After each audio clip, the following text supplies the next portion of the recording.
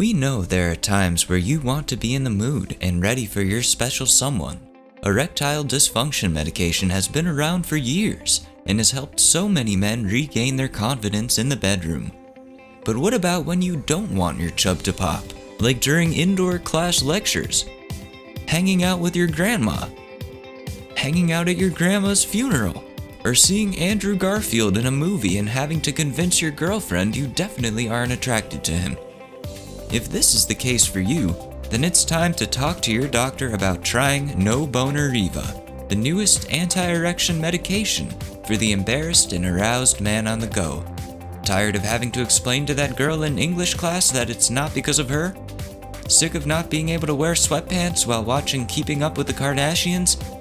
Now just pop a couple of No Boner Rivas, and it doesn't matter how big Kim's ass is, you'll be as asexual as Paula Poundstone in an evangelical library. Hi, I'm Dr. Phil, and I was given a lump sum of money to say that No Boner Riva is the greatest medical marvel to ever exist. When you don't want the snake to wake up next to the gopher hole, you have to pop a pill so you don't pop that chub. Take it from me, a dude that doesn't have a medical license but means well. So talk to your doctor today about No Boner Riva and put an end to those ill-timed erections. Side effects include erections that are worse than you even started with, itching, sadness, loneliness, and missing Andrew Garfield. No Boner Riva. Erections be gone.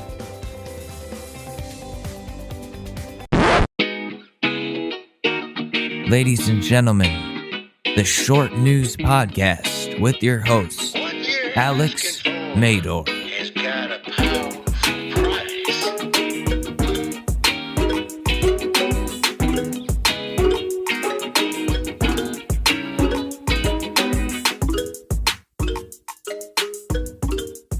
All right, can you hear me? Yep. Oh, sweet. We got it right on the first try. Sweet niblets, Molly. Why you gotta go and do ecstasy with your friend Lily at the club? We're trying to keep Hannah Montana clean. Daddy, Austin Butler was playing at the concert and I had to impress him. Listen, I prefer Nick Jonas. He's a cutie patootie, and I think that is the one you need to go with, okay? I'm sorry. I don't know what that was. But yeah, welcome to whatever this is. Is it the Short News Podcast? I don't know. We're here. We are here, and it is a show, and it has been a long time. And you know what? That's okay, because sometimes you got to take a long break. You gotta take a long break. You gotta look at yourself. You gotta think about your life. You gotta go and drive your Lincoln into a tree, and then you ask yourself, was it a good idea? No, it was not.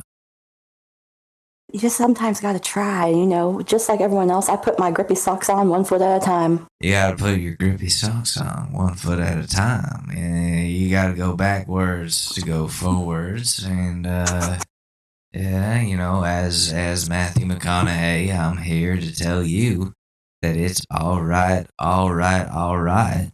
to go goblin mode sometimes. It's just what you gotta do. Absolutely. Sometimes you just gotta let loose and go goblin mode.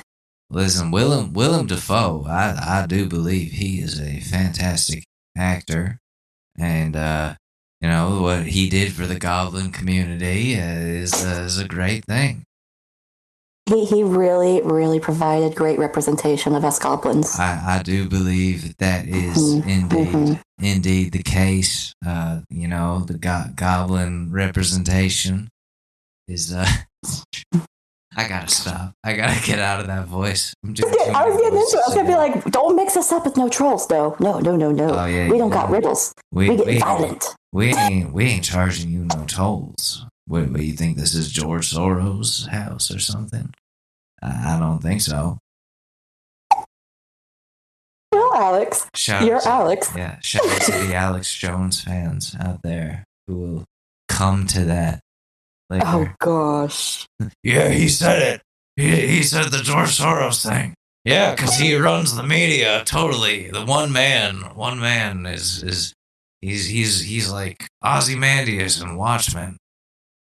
Subtweet. Uh-oh. Here they come. It's over. They're coming. It's over. I hear them. Oh gosh, it's like Paul Revere. Yeah, it's worse than the time I made fun of furries. And then I got messages. Oh, hey, by the way, not all of us are into fucking animals. Okay, some of us just like to dress up. And I'm like, but why? Isn't that whole thing with being a furry was like, I feel like I'm supposed to be an anamorphic. I can't even speak. I've had a little line. Animal. I am the animal. Spiritually, I am a chihuahua. Okay. I'm getting spiritually. I gotta. This is not the fight I want to fight. This is not the hill I want to die on. There are plenty of other things I could say that I'm willing to fight for. And listen, it all stems from one incident at Chuck E. Cheese, and you know what? I am a victim, and Chuck E. Cheese didn't do shit to me. He's just scary. And then he he held my head under the ball pit saying, "How do you like it now?" Listen, you suck off Chuck E. Cheese one time, and all of a sudden, you get nightmares. Okay, it's what are you gonna do? Yeah, this is the Sopranos now, but Tony Soprano got molested by Chuck E. Cheese. Oh gosh, all maybe that's why he has anxiety. Mother. Yeah, it all started when my mother dropped me off at Chuck E. Cheese. She didn't come with me because she took the where a kid can be a kid thing too fucking seriously. She was like, I'm not a fucking kid. You go in there, Anthony. And so I went in there myself. And next thing I know, I'm throwing punches at the teenage boy because he didn't have gabagool. They just had fucking regular pepperoni on the pizza. Yeah, they had pepperoni. So Chuck E. Cheese was like, hey, I got gabagool back here in the fucking closet. And I was like, Chuck E. Cheese, why are you fucking swearing? That's my job. And he was like, come on back. And I sucked him off. I get a cease and desist letter from Chuck E. Entertainment Cheese. And from HBO.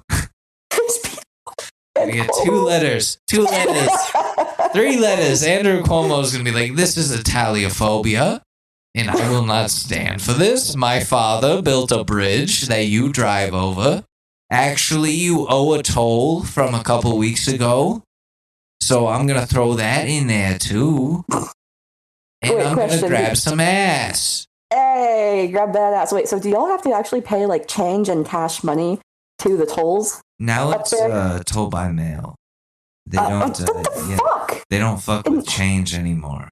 They're like, yeah, we'll charge you later, and we'll break your kneecaps if you don't pay it. So if anyone can't recognize my voice, I'm Kelsey. I was on previously a few years ago, and somehow Alex was very courteous enough to let me back. I'm still in Florida, but down here we have the Sun Pass where you just get the little sticker and you stick it on your window and you just get charged on that pass, because if not like get it in the mail, it's like instantaneously. You just sign online to the website. I don't know. I don't pay it. Yeah, we have the Easy Pass, which is like this bulkier thing. It's worse than a sticker. It's like a near field communication transponder, but it's just bulky and annoying. And they used to have that in Dallas.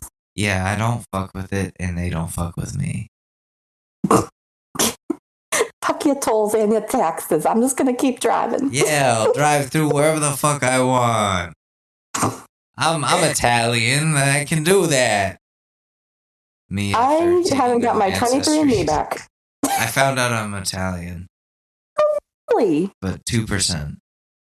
It's enough. It's enough for me to talk like this and say that I sucked off Chuck E. Cheese. And my name is Anthony Soprano, and I sucked off Chuck E. Cheese. Oh, I hear HBO just counting the bucks already. You've defaced the name of James Gandolfini. Is it better if I do it as Christopher? don't even know who Christopher is. Uncle T. I listen. I sucked off Chuck E. Cheese one time, and now I'm addicted to heroin. You know, this seems a little bit more on par. I'm liking it a little bit more. Yeah, what are you gonna do? Anthony seems more like a Dave and Buster's guy. Yeah, I went to Dave and Buster's and I got hit in the fucking nuts with a bowling ball. See? Now I go to therapy. And I found out my mom was the one who threw the bowling ball. She's dead to me. But Alex. It's been a long time since we've caught up. I don't have a podcast anymore, obviously. Oh, fuck. Oh, gosh. I mean, could you not tell with how much I struggled setting up tonight? But what have you been up to? What's been going on in your life? Give me a glimpse. Good Lord. I'm just like, I'm calculating right now in my head. I'm doing this thing where it's like, what do you want to say? What do you not want to say? What's not worth putting out there into the world? Because it's... all right, well, as I've mentioned in previous episodes of the Short News Podcast, and this is a special episode. Special as in I rode a short bus to the studio today. No. Oh God. Oh no. I did ride a short bus in high school though. Just because our neighborhood was very small community. Yeah, it was just yeah. See, it makes sense. Why would you need a whole big bus for like so little kids? Community, and also nobody ever wanted to talk to me. I wonder why. I don't know what that's about. No.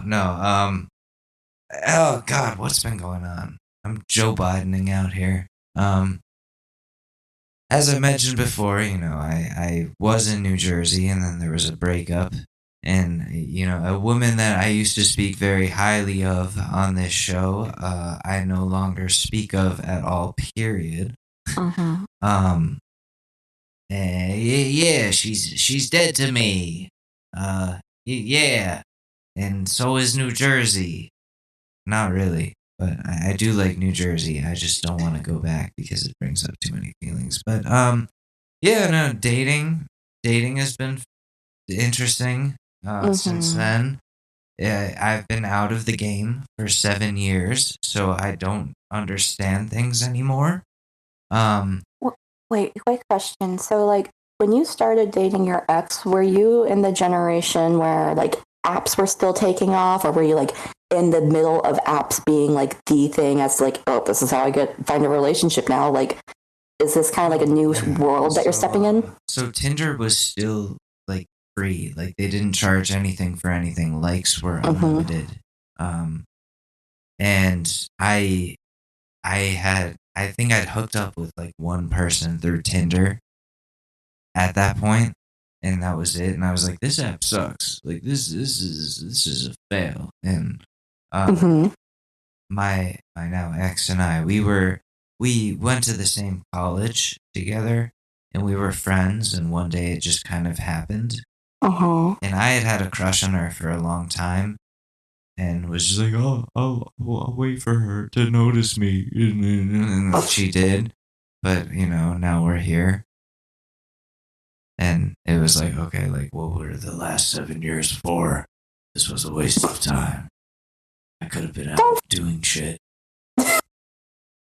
Some cost fallacy there now, you know? Like, I think everyone will feel that way after a relationship, no matter what the duration of time. It might feel more like whenever the longer it is, but you know, if it doesn't work out, it doesn't work out for a reason. Trying to stay positive here. Oh no, I do appreciate that. And geez, I'm stuttering a lot here. I want to apologize to the women that I've dated since the breakup for the last 7 months. If you're listening, I know at least 2 of you are. Shout out. Okay, yeah. I know, no shout outs, no names, no nothing. But you're right. You were right. I haven't been over her. It's going to take some time. I don't know what it takes. I don't know if one day I'm just going to wake up one morning and be like, oh, I'm good. Wow. I'm going to go do things with my life now. Or what? Or if it's just going to be like a I don't know, like a cycle of shitty feelings for a while longer. Um, 7 months kind of feels like, all right, that's enough. But yeah, I apologize for not being over that person, regardless of how painful they were. And I don't want to pass that pain on to anybody else. That's my thing. Because hurt people hurt people. Exactly. And like, what was I gonna say? The thing is that, you know, like it's a process where it's gradual, where you, like, no matter like whether how good or how bad it is, like it might take several months, it might take several years, you never know, but it's a gradual process. But like, you know, at least you weren't afraid to put yourself back out there, even though it's your timeline, you know, you set your duration where it's like, do I feel ready? Fuck it, why not? Like, just go out, maybe get a drink with someone. If nothing comes from it, nothing comes from it. But that's, you know, that's the process of it, you know? Yeah, I do also feel kind of like I need to this is where the term goblin mode comes in again. I need to and I've been better about this the last couple of weeks. I need to just stop. Like I just need to stop. I just need to stop because like after so she broke up with me over text and she was in a different country and that was not fun. And she wanted me out before she came back. And I was like, okay, well, why don't you want to talk about this? She's like, I'm not like not she didn't say I'm not capable. She's like, she said she called herself a coward. Said like I'm too much of a coward to face you. I'm like, okay, what does that mean? Like, what the fuck happened over there? Everyone I've talked to was like, oh dude, bro, I hate to break it to you. I hate to break it to you, but yeah. She, you know, met someone else there. Oh no. What are you gonna do? So I took that and I rode with it. And like 3 days later, I was hooking up with someone else. Oh my gosh. And that was I mean, momentarily, it's like, okay, this is great, but also, like, is this just the wrong thing to do? Yeah, absolutely. It was a reaction, not a resolution, it sounds like. Oh, for sure. 100%. I get it though, because one of my very toxic, very bad ex-boyfriends, I don't even want to give him the liberty of calling him a boyfriend, where it's like, yeah, no, I expunge you from my reality that you never happened. But like, whenever he was an addict and he was abusive, and whenever he would go on his tirade where it's like, we're over, we're broken up, and I'm like, okay, whatever, I'm not going to chase you, and I'd just get right on Bumble and I'd set up a date for the next night. And was that healthy? Absolutely the fuck not. Like, I was younger, I was naive, and I was like, well, ready to just fucking move on from it. But now as I've gotten older, I'm just like, okay, you need to take some fucking time and sort your shit out, because like, even though it wasn't your fault in that relationship, you should have taken time to self-heal in that happenstance, you know? Yeah, no, absolutely. And it was weird, like, that I knew this time, like, it was over. And I say, like, this time it was over because there were a lot of times where even, like, an argument over building furniture would end with her being like, that's it, I'm done. And I'm like, what? Like, we just couldn't find the right fucking screwdriver. All right. Like, I didn't realize it was that big of an issue. But but this time I was like, yeah, this definitely feels final. I mean, I'm moving out, and like there was no going back, and I didn't want there to be an easy way back. Oh, that's good. And I feel horrible because then that involves like kind of using somebody. Yeah, you know, like, I mean, unless the guidelines were clear where it's like, hey, this is a hookup, like, I just got out of this like long-term relationship, or it wasn't like you were stringing her along and you were doing it for months at a time, like, yeah, baby, I love you, we're gonna get married someday, you know, like, it wasn't something like that. That was clear, like, that was definitely clear, but like, somebody always catches feelings in that type of situation, usually. Yeah, it's a very intimate act, of course. And that was just not convenient for the situation at all. And I was like, yeah, I can't keep doing this. And this is a person that like, oh, I dropped my vape. 1 second. But like, sorry, 21st century problems. Yeah, oh, totally. Archaeologists are gonna look back at this and be like, this is what they talk about. What the fuck? What is a vape? I can just imagine like seeing a Views Alto like just torn the hell up in a museum someday. It's in a holographic holder where it's like, this is believed to give energy source to humans of our past. Next to an elf bar. Like, we don't know the difference. Like, it just seems like they were kind of the same thing. One was mango flavored. We don't know what the other flavors were, but we plan on finding out. Because the mango went extinct over 500 years ago. Yeah, all we have now is carob. Fuck. Ugh, that'd be horrible. That's what it's gonna come to. That's I know. And I hope that's like 200 years in the future.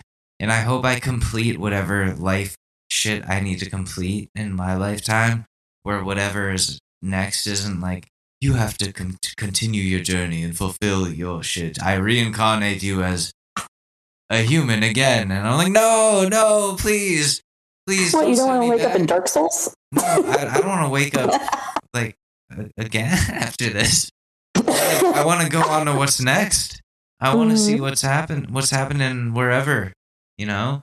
I want to be like an ethereal being and prank people and make them think there's ghosts. Oh my god, my house is haunted. It's like, no, I'm just bored. I'm just trying to liven my day up, bud. I'm just bored. I saw that can of corned beef hash just on your counter and I wanted to knock it down. Like a cat. Yeah, my cat is here too. We're both ethereal beings now, and we both want to knock your shit down. And Andrew Cuomo is here with me. Hi, I'm Andrew Cuomo. I'm knocking your shit down, and I'm watching you and your wife make love because I can't do that anymore. I always have a fear of that. It's not like a fear where it's like, oh my gosh, but I'm like, Andrew always Cuomo watching you make love. Yeah, can you imagine? Today is Wednesday. It's me, Andrew Cuomo. It's hump day, don't you know? My brother Chris isn't here. Oh, wait, no, he just showed up. Oh, you buzzkill, Chris. As long as it's not any of my family members or grandparents, I'm just like, okay, enjoy the free show, I guess. Fuck. Your grandmother is a friend of mine. She's here now. My poor Jehovah's Witness grandmother. She says you're a sinner. But that's not what she said to me last night. No, Andrew Cuomo, no! She's a sweet lady. You're hurting her. She has a bad hip, damn it. She needs to take fish oil. There's a nice TikTok chiropractor over here in heaven or hell or wherever this is. I'm Andrew Cuomo, so it's all up in the air. But he's taught me some things about fixing hips. Got to realign it, apparently. My father built a bridge. But you also drive cars over. Yeah, it's got a toll. You got to pay it. It's like $15 or some shit. Holy shit.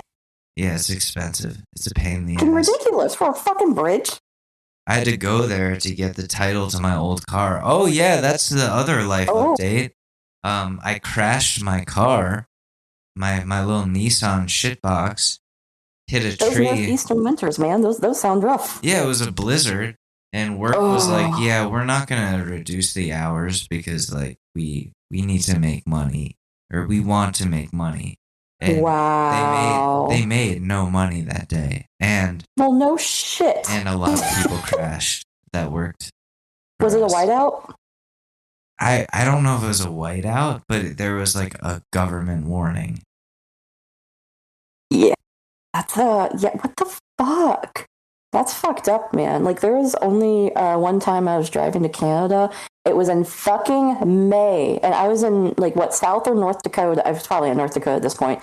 And I was at a gas station, but it was like a full whiteout in fucking May, and I was like, I am a girl from Texas driving in a whiteout right now. It's Winter Storm Cuomo.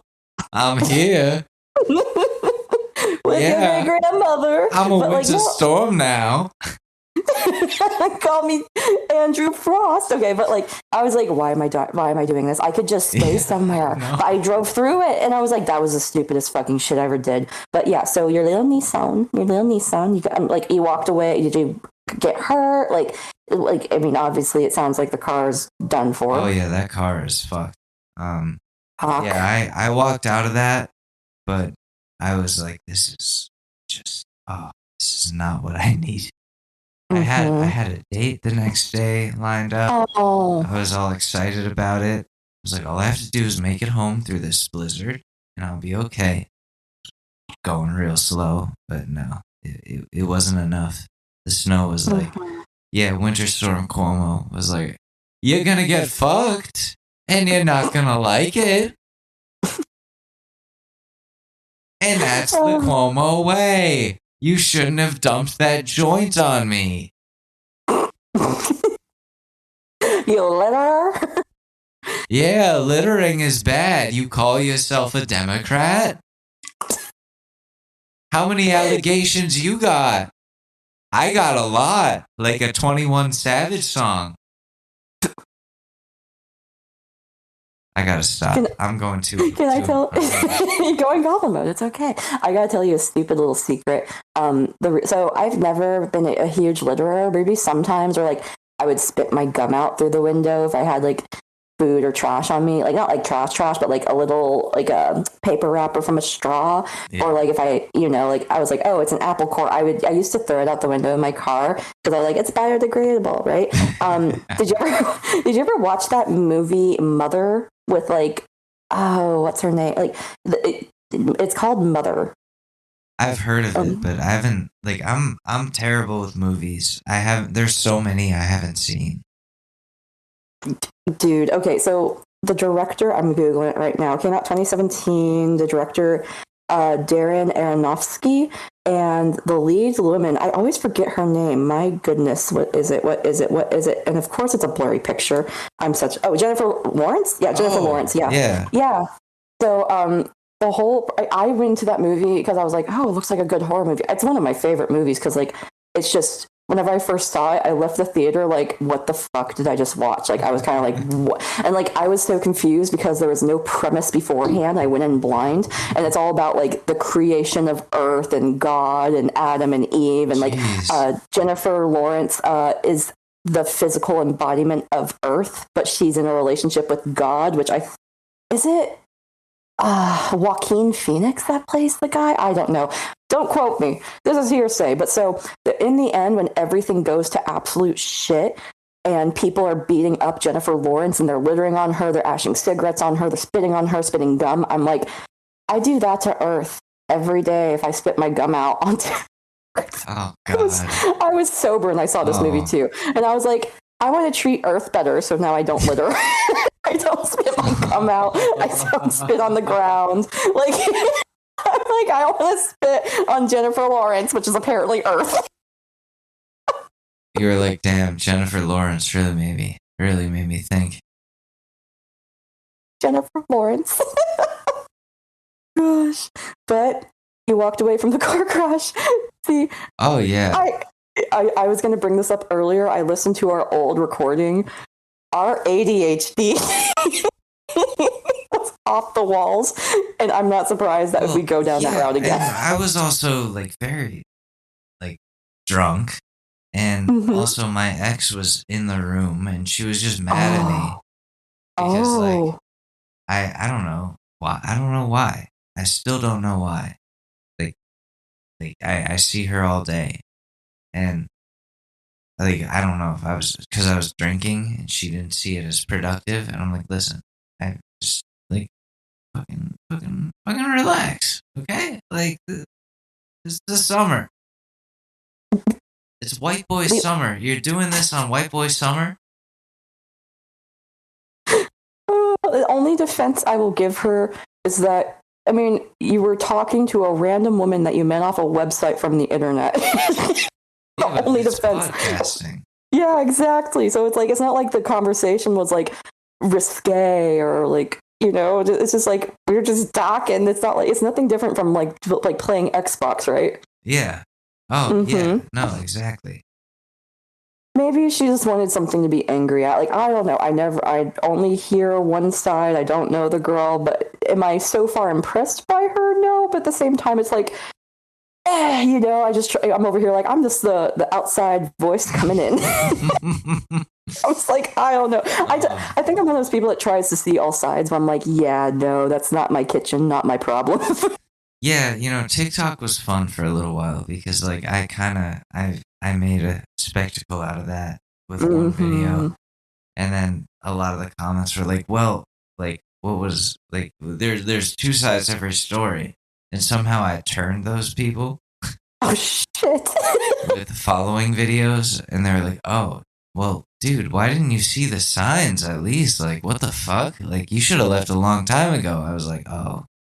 Well, I'm a fucking idiot. Okay. Like, yeah, you're right. Don't victim blame me. Excuse me. but also do. Like, also do. At least for me. I'm giving consent for myself in that situation because there were so many, like, just things that I thought were like, oh, that's just like, I mean, like, no one's perfect. You can work on these things and, like, no, not everybody does those things. No. I mean, like, whenever you're in love or you think you're in love, like those rose-tinted glasses, they really, really fucking hide a lot of red flags. Oh, 100%. 100%. And that is just it's weird, like, detaching from someone after such a long time. Just being like, waking up and being like, oh, what's missing? Oh, right. That thing. Like, that thing. I got the cat, which is cool.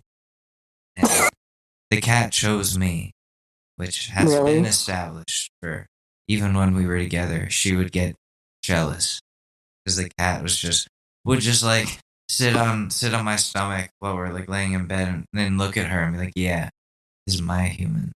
What do you do?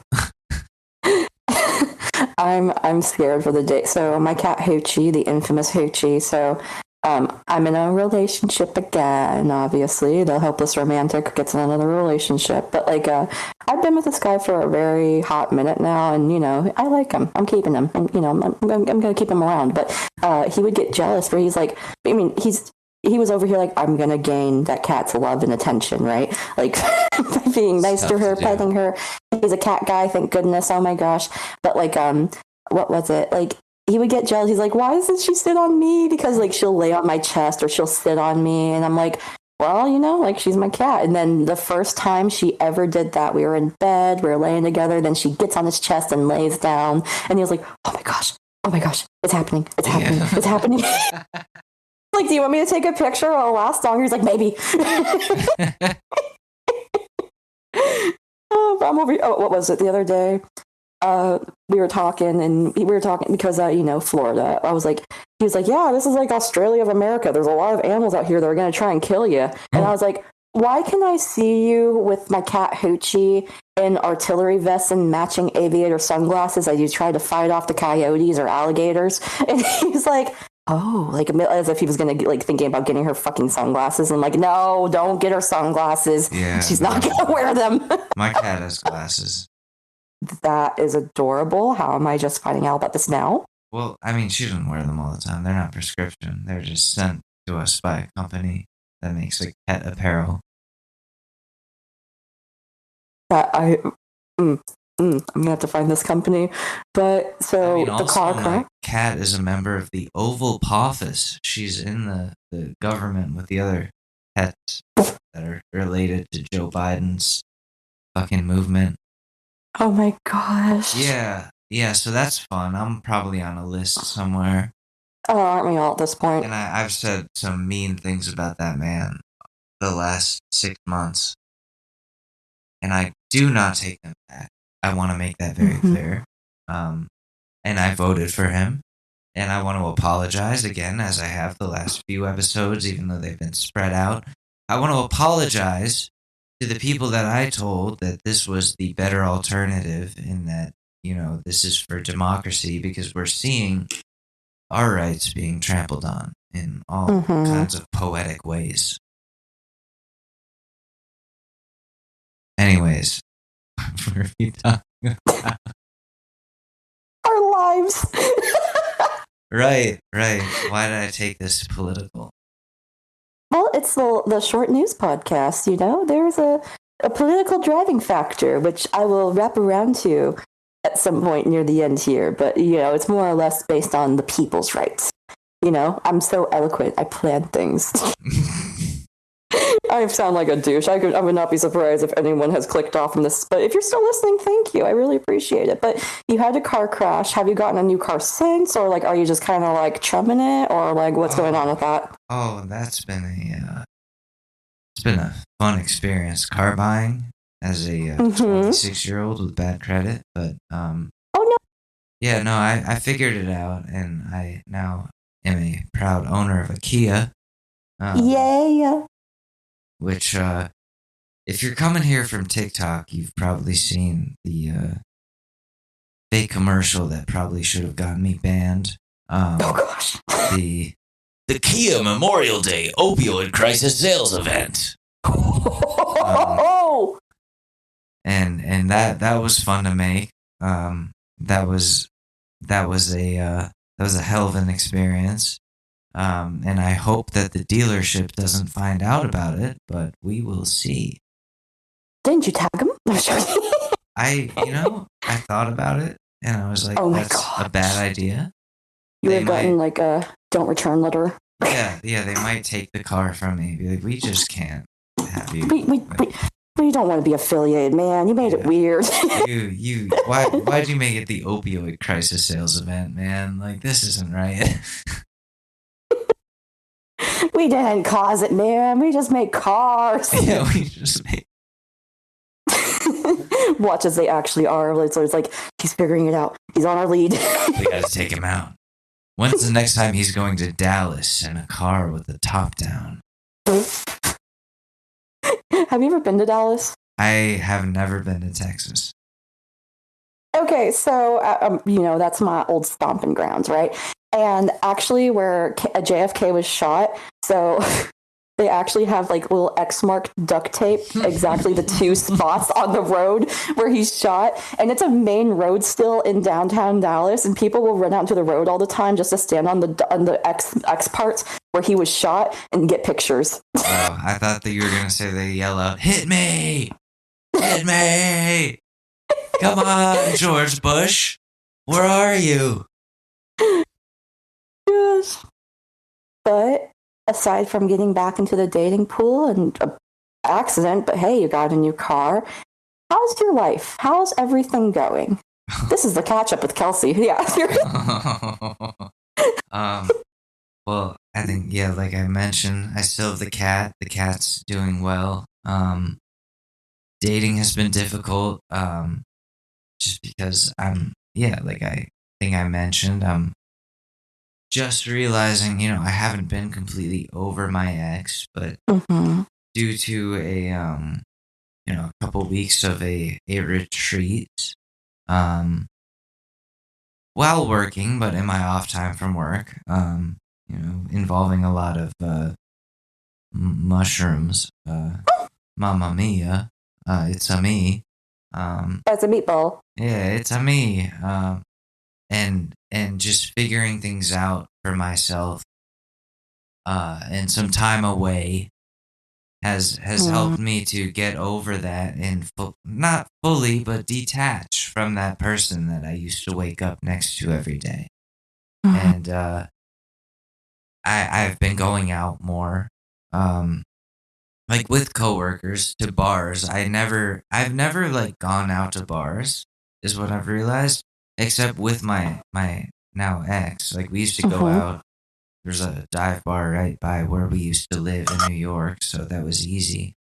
And we used to go bar hopping, but before that, like I had never done that because I started dating her when I was 19, and it ended when now, and I'm 26, and between that time it was just with her and with friends with her, and now it's like I go out to these bars and I feel like, what the fuck am I doing here?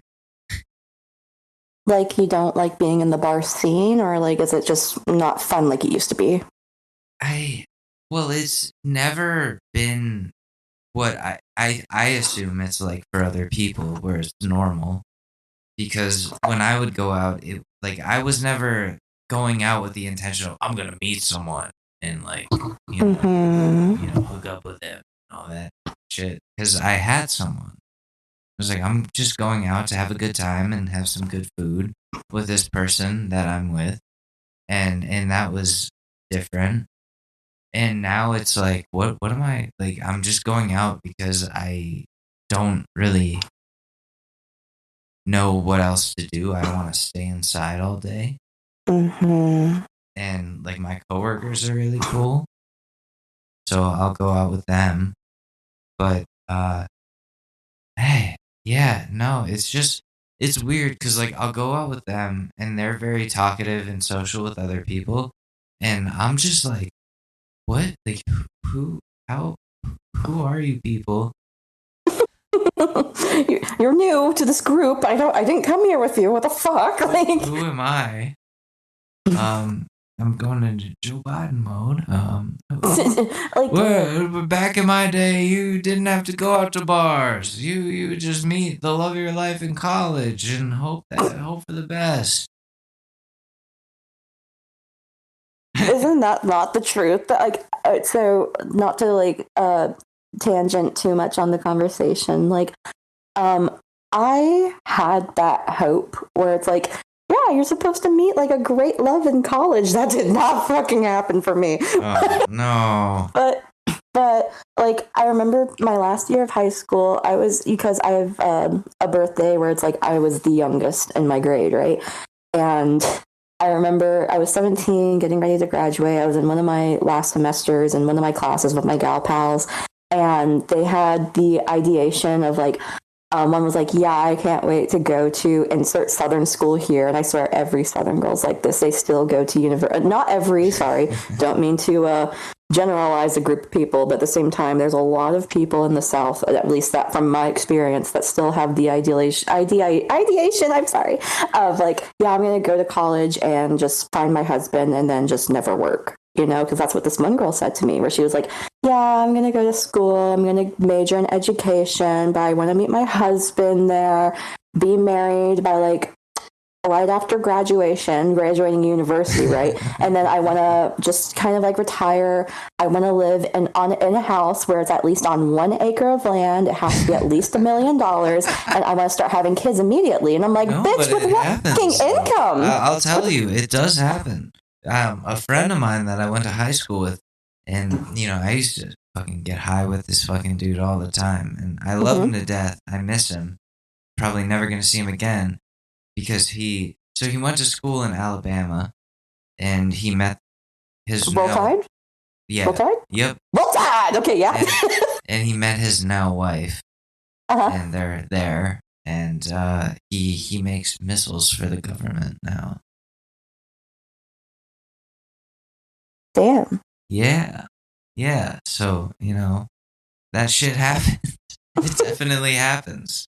Not everyone is making, missiles for the government, but, Alabama is an interesting place. Geez, I'm Joe Bidening out, like in real life. Alabama, interesting place. They got different shampoo. I've smelled a lot of hair there. Yeah. What was it? like I don't know what it is. I think it's the Florida water that's been like poisoning my brain. But like over the past few years, as if anyone might recall, I was on a podcast called Two Tin Cups with my bestie Trevor. We're still besties. It's just I didn't have internet in Florida. I will get into that in a bit here.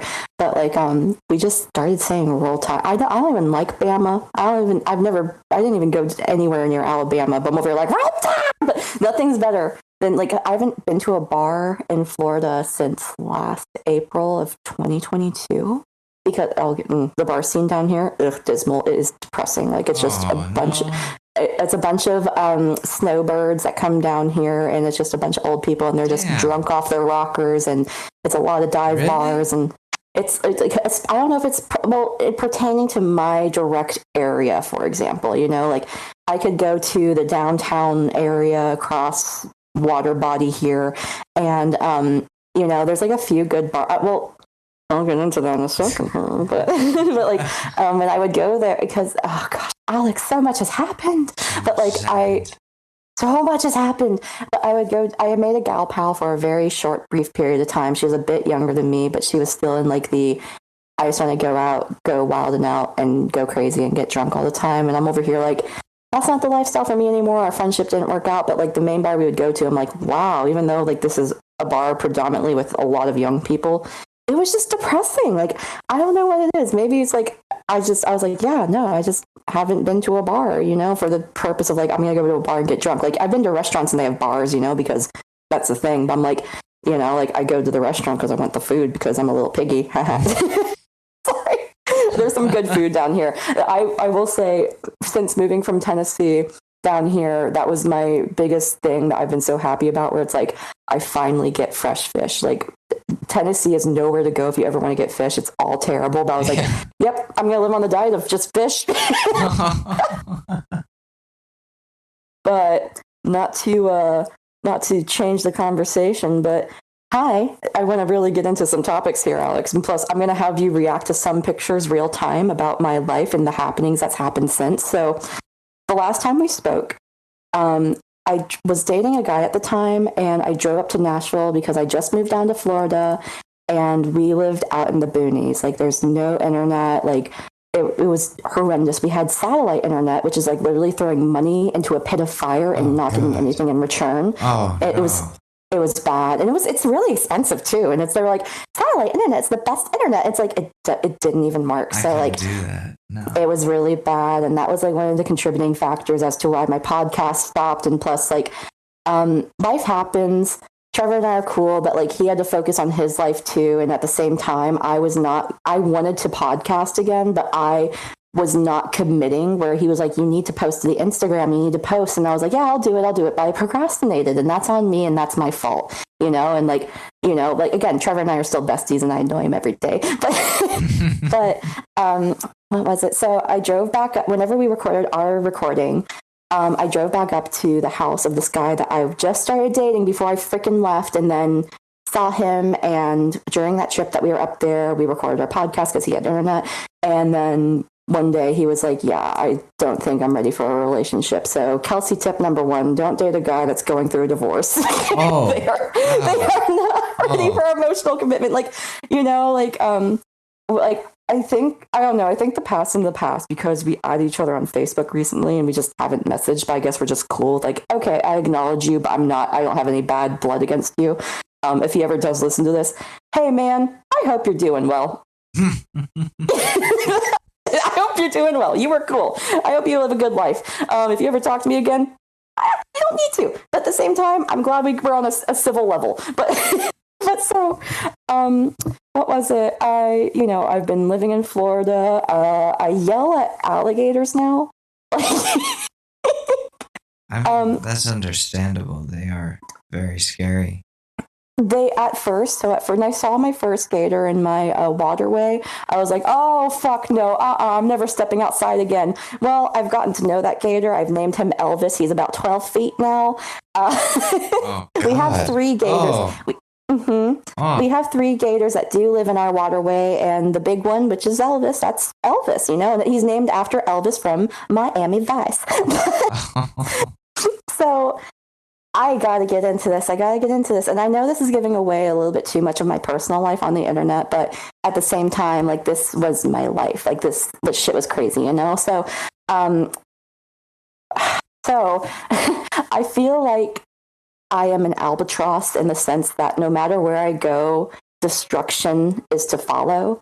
Where growing up in Texas, like, tornadoes were everywhere. And I was like, yeah, it's Texas, that's expected. But then when I first moved to Canada at the fresh age of 18, it was the coldest winter in over 100 years. Oh. And everyone was like, this is so crazy. It's got to be like global warming where there's like crazy highs and crazy lows. And it was insane. I was stuck in a bus shack for 2.5 hours when it was minus 55 before the wind chill out for like, again, 2-ish hours. And I was trying to get to my psychology final exam and I missed it.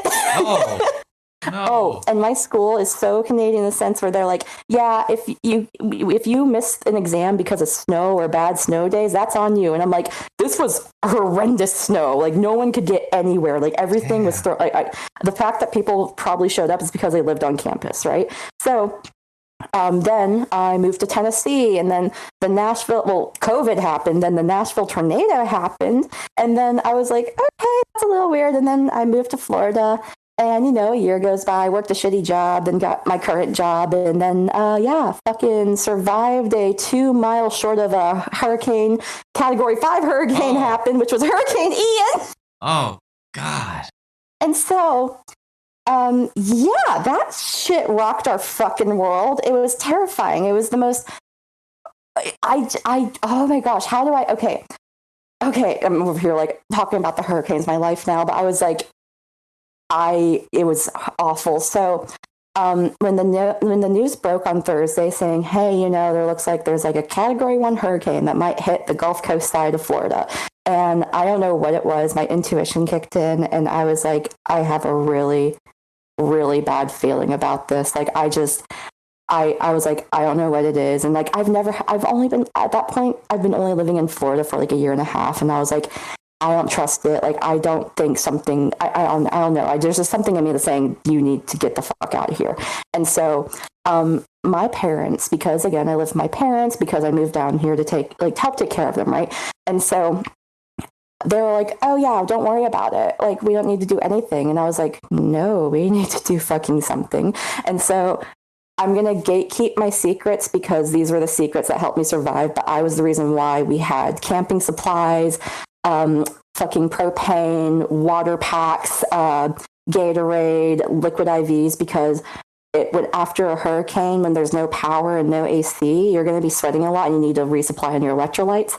And so all these other things. And they're like, you're overreacting. And I was telling my coworker, I was telling my neighbors, I was like, you know, I just have a really bad feeling about this. And they were like, we were here for Charlie. We were here for Irma. It's not going to hit us. Yeah, well, the day of when we left, because I already had my emergency bag, all my proper documents that I need to keep with me, I had them all packed, and I was like, yeah, it was like a Monday or Tuesday morning, and I was like, yeah, we're gonna leave tomorrow, aren't we? Because my parents were like, yeah, no, we're not leaving. And then I got woken up at exactly 7:58 a.m. to my dad saying, Kelsey, we're evacuating. Yep. And I was like, okay, I'm ready to go. And I was ready to go in 2 minutes. And then here I am shutting down the house with my dad. And I was like, where's mom? And he was like, she's at work. Oh. And I was like, are you fucking kidding me? They're like, yeah, they needed her at work today. And so here I am waiting. And she didn't get home till 2 p.m. She was like, yeah, they kept wanting to keep me there. And I was like, no, I just got a notice saying we're in zone A. We got to evacuate. And I was like, her job, she is an essential worker, but at the same time, what she was doing, she's like, this is not necessary right now. But plus, when a hurricane's happening, if the weather starts escalating where it's like, hey, there's too much traffic, or like we think this is going to be unsafe, they will shut down the bridges. And to get to our house, to get to main areas, we have to access it via bridges. Holy shit. Yeah, just wait. So we leave, and we were so grateful because one of her friends from Dallas that she worked with just moved to middle of the state, like Central Florida, and said, hey, I see you live in this area. Like, do you want to evacuate? And just like, you want to stay at my place, you know? And we're like, yes, sure, please. Yes, take us. But so, oh yeah. Before my mom came home, my dad's like looking at the radar, and I was like, I told y'all we should have evacuated already to avoid the traffic. And he was like, okay. So what's the plan? What should we do? And I was like, we're either staying together, we're staying here, or we're evacuating together. And he was like, okay, well, what if you and your mom go to her friend's place, and if things get really bad tomorrow, I'll drive out to y'all. And I was like, that's stupid.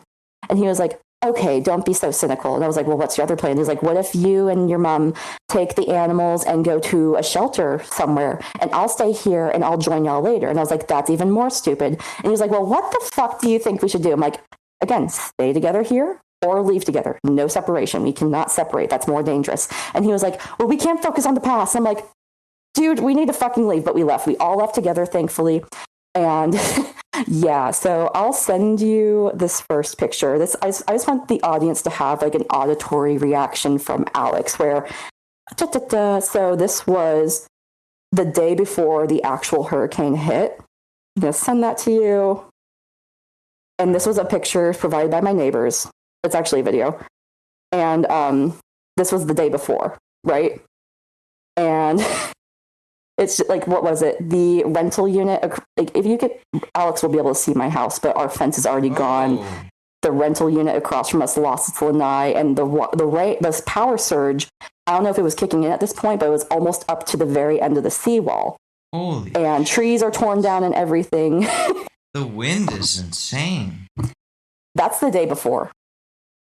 Jeez. And so I'm about to send Alex another video of the place that we evacuated to. And we were in Central Florida. We were in the bands of Ian, and the winds out there got up to, we were in tornado watch and warning overnight throughout the next day up until the night after. And the winds got up to 100 to 120 miles per hour in Central Florida in the bands of Ian. So that is the outskirts, not even near the storm.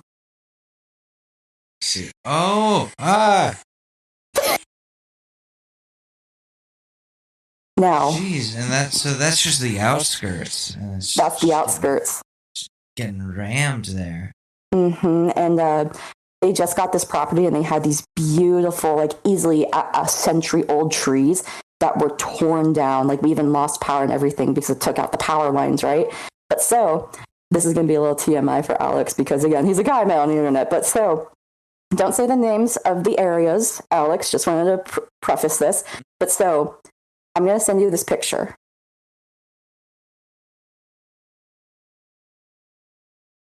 And where it says parked cars where I live, right? Do you see it? Oh, yeah. Yeah, I see it. Okay. Do you see that circle that is circled in red? Yeah. That was the first landfall of Hurricane Ian. Oh, and your car is just... That's where I live. Waiting to get... Oh. Yeah, that's right there. That's maybe 15 miles away. Wow. I laugh about it now, but it was horrendous. Nope. No, thank you. Mm-hmm. And so we were evacuated. We stayed at the family. Literally the day after the storm happened, my dad went back to the house and, just to make sure our house was there. And so we're just out there, and I was like, oh my gosh, like, why'd he leave without waking me? I swear, I sound like neurotic, but at the same time, I'm very good in chaotic moments where I'm over here like, we got to work together. We got to communicate. We got to do this. But my mother was emotional. My dad was like, oh my gosh, I got to go now and make sure we still have a house, right? And so I was like, he should have woke me up because I have all the batteries, all the battery packs, the fans. Oh, yeah. The things that you need. But he did thank me later because he was like, yeah, no, like I had like MREs, I had the propane, the camper sets, everything, and all the food that was like non-refrigerated. So it was like, oh, what's the word? Like essentially cans, like shelf stable, right? I got all the shelf stable food. Yeah. And he was like, yeah, no, I would have starved if it wasn't without her. Like, you're welcome. But so my mom and I, we went to the East Coast to another friend's house for a few days. But the first 48 hours after the hurricane happened was the most gut-wrenching feeling I have ever felt because my boyfriend, like, I've been with him for a year and several months now, right? But this was, I was like, there's no power. There's no power lines. There's no cell service. There's nothing. And you're just in the dark. You don't know who is safe or who's hurt or who's alive or what have you. You don't know nothing. And it was a straight 48 hours until he called me the first chance he got, because he went somewhere in town that actually had cell service. He was like, hey, we're okay, we're safe. And I was like, it took 48 hours, and I was just like, oh my gosh, like, is he okay? Is he okay? Is he okay? Like, what if he's not okay? Like, I'm not there. I can't help. I can't do anything. Like, I would not wish that feeling on anybody, because it was just so gut wrenching. And even then I was like, my neighbors, my friends I've established down there, like, are they okay? Is my coworker okay? You know, like, so I did hear from them eventually. No one died, thankfully, that I knew of. And I was just like, holy shit. Right. But so, the next like gut wrenching feeling was like, you know, stayed at our family friends, and like we were very appreciative of the time and like the fact that they opened their doors to us. And we're going back, like you could just feel the tension where I was like, do we still have a house? Like, do we still have a house? Like, we don't know. Like, we've never like dealt with any, like we've had Tropical Storm Elsa, which didn't even flicker our lights. Like, there'll be some days where we have like a thunderstorm on like a regular Thursday, and it'll take our power out sometimes, you know. But like, we pulled up the street, and just thankfully, you know, like our house was there. You know, I was like, holy fuck, you know, like, because it's a new build. And it's up to code for like hurricanes like procedure, but like the fence was gone, our water system was gone, our lanai was gone. Like, again, no power, no nothing. And so this might be a bit more of the controversial topic that we'll have on this podcast. But so the thing is, after hurricanes happen, I don't know wherever else, but especially in Florida, is that looters from everywhere in the entire state, just scoundrels, right? They will go to hurricane destroyed areas and rob places. They'll either rob businesses, houses, because again, no power, no cell service, no nothing. Like, it's the Wild West. It's the Wild West, and it's like, you know, you're on your own. And my boyfriend and his family, they do like guns. And I was like, well, like, because I was leaving our family friend's place on the East Coast, we were talking to them. My mom's like, oh, do we need anything on our list to take before we go back? And they made the joke saying, well, a pump action shotgun. And my mom's like, oh no, like, we have security cameras, we'll be safe. And I was like, Mom, we have no power. The power's out. The cameras we have no power. Yeah. And being that they're Canadian, they're very avidly against guns, and I completely respect that. But at the same time, I was like, this is survival of the fittest for me. And if you guys refuse to have something in this sort of circumstance where it's like, hey, even my boyfriend will come here and he'll be the user of this tool, right? And this, you know, like, of a gun. And I was like, well, I'm going to go to him and his family's place because I will feel more protected in that sense. And so I stayed with them for a few days. But the morning after I came back, and I was woken up at 10 a.m. and he was like, hey, my family's here. And I was like, what? So his family, they lived on an island, and the bridge was taken out, and you're essentially abandoned on the island unless you have a boat to leave, and they had a boat to leave. Shit. So, oh yeah, there's even more to it. Like, all these bridges were taken out, whole islands. It looked like a whole atomic bomb like exploded. It destroyed everything. Like, I have pictures of my closest area to me that I'm about to send you.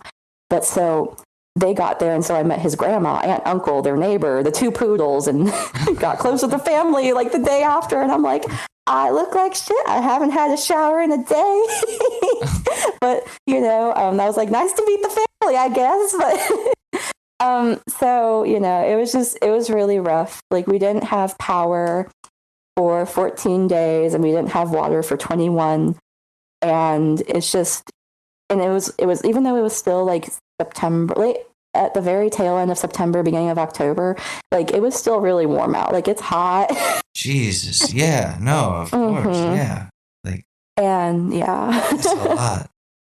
Yeah, it was a lot. And it was like, it was terrifying. I told my boyfriend though, I was like, yeah, no, because he's so Floridian. He was like, oh no, I wait out hurricanes. And I was like, never again, never fucking again, never again am I leaving you alone, because I was freaking out about you the whole time. Like, you're staying with me. But like, what was it? So, oh gosh, it already slipped my mind. But so I don't forget this as well. So I'm going to send Alex a few more pictures of just the area closest to me that got just completely devastated by the hurricane, where just I'll let Alex like verbalize it for y'all. But like, so one thing ever since the hurricane, because it's been 8-ish months since September, we're coming up on a year now here soon.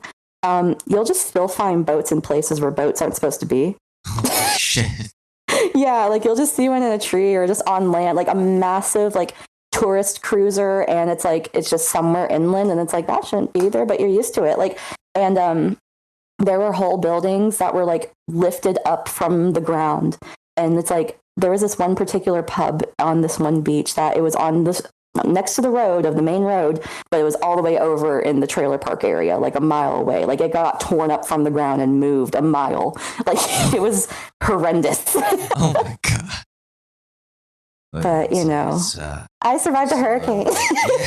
Oh, looks like a construction site. Oh my. Oh. Those buildings just got completely leveled. That's my area. And so we got very fortunate because what was it? One of our mailmen, well, I think she was a mail lady, apparently. So people did unfortunately die during this hurricane. We all still thoroughly believe the numbers that were reported were way lower than what actually was, because like there was just dead bodies everywhere. Holy shit. Yeah, like, and so, like, one particular instance, like, our mail lady was like, yeah, one of the people that I delivered to close to what the pictures of what Alex is looking at right now, they're like, yeah, they've had a dead body stuck in their dock for like 3 weeks now, and the only, and so they're like, yeah, the police with rescue and recovery, the main priority is trying to find people that are injured and still alive, and they worry about the dead later. So it took a while. That's disgusting. Yeah. Just letting it sit there. I don't know. I was like, I feel terrible, but I'd be like, take a little broom and maybe like push it away, like, sorry. But like 3 weeks? Like, but you know, and so we're still recovering after the hurricane. We're coming up on a year and a few months here. Like everything's still destroyed, but like, you know, I'm very grateful that I came home and I still had a home to come to, you know, and things could have been worse, but like, it's just, you know, like I really, really sympathize with the people that have encountered hurricanes before and like Hurricane Katrina, because like I've experienced something similar at this point. And I was like, oh yeah, like after maybe a few weeks, like the news and everyone else around the country, unless you're in the affected area, they move on, you know, and Katrina had fallout for years afterwards. And this storm was worse than Katrina. So I'm like, how many years is it going to take for us to rebuild, you know? Oh, yeah. No, that's very like, and like, what if another hurricane comes? Oh, don't say that, man. Like, hurricane season's coming up. Like, we're in the very beginning of hurricane season. Like, so I'm just like, please, like, no. That's what's no. fucked is like Mother Nature needs to show some mercy here. Geez, like, yeah, it was terrifying, and I wasn't even in the brood of it. Like, my boyfriend told me the story too. I don't know. I mean, people just talk or whatever, but on this one of the main parts that the hurricane really affected, like, it looks even worse than the pictures I sent to Alex. Like, there's people that, you know, it was like they just stayed at their place, and apparently water was getting into the garage, even though it was like a 3-level like house where it's like the bottom's the garage and you got like 2 more levels, which is like the rest of the house. And apparently the wife was like, oh my gosh, like you gotta go take care of this. And so she sent her husband down to the garage. And because the winds were blowing so fiercely, it ended up tearing up the garage door, slammed into the husband and killed him. And he got dragged off in the flood. Holy shit. Like, so stay in place. Don't go where water might be flooding or where it might be dangerous, by the way. But like, it was just like, it was a lot. Like it's that, but you know, like I really hope that, you know, things are slowly yet eventually recovering, and it's going to take a few years, but it's just like, holy shit, man. But all my neighbors and the coworker and our friends that were like, Kelsey, overreacting. Like, we've seen other hurricanes. This is going to be nothing. They said, never again. If we see Kelsey packing up and leaving, we're joining. We don't care what the fuck is happening. Like, if she's leaving, we're trusting her. I was like, thank you for trusting my intuition. But other than that, I'm in a good relationship, and I'm surprised because we're polar opposites. But I adore that man to death, and I work a really shitty job, and I'm trying to get out of it. Hey, they opposites attract. Like it would be boring if you were both like the exact same person. True.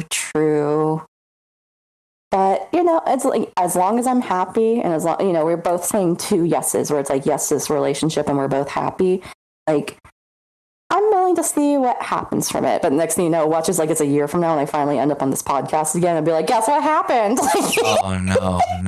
Don't let that happen. Don't manifest that. I'm not manifesting. I just know I have a cruel track record that every time I was on my podcast, like, I'm dating, and the next thing I was like, oh, it didn't work out. But no, he's a good guy though. He's good. No, I get it. I did that for 3 years of like, yeah, she's great. I really love this woman. And like now I'm here, just like, yeah, I'm alone, and she left me for somebody in another country. And, that's fucked still. That's yeah. I was about to say hypothetical. Yeah, it hurts. Definitely hurts. But, yeah. If it geez, what did I say to the car dealer? Because of course this came up. Oh no. The car dealership. I was like, you either grow together or you grow apart, and we grew apart, and that's just, I guess, what was gonna happen. But also, y'all got together at such a very young and developmental age where it was a long time. Like, that's 7 years is a long freaking time. But like, like, it's just, maybe it was just one of those young, long relationships, but there's more and obviously better for you out there. Yeah, and I'm very glad I didn't go to alumni weekend in case she was there this weekend. And I am instead here podcasting. Because like, what I'm gonna show up and be like, yeah, I'm doing great. I crashed my car, work a job I don't like. Yeah, shit's great. Well, I think that's a part of like, the trials of being young, I guess, like, aside from the car crash, that's over here like, oh my gosh, that's fucking awful. But, like relationships and shitty jobs until we find our groove. Yeah. Oh, yeah. And yeah, I'm glad I didn't show up. And I was like, yeah, things are going great. I'm doing a lot of dating, but they all say I'm not over you. So, like, yeah, that's what's up. Ooh, can I ask an invasive question? Sure, yeah. Is she blocked on everything, or do y'all still follow each other on social media? She doesn't have social media. Really? But she's also not blocked on messages or anything. Is it something hard to kind of like, have y'all talked since, or is it something where it's like, I'm not ready to delete this out of my life yet? It was just like the last time I talked to her was about like logistical things. Like it was about like my mail and my cat's vet appointments, and I was like, I've got it taken care of. Just like, don't worry about it. Just let me figure this out for myself. And since then, haven't heard from her, so there's just no reason to block. That makes sense.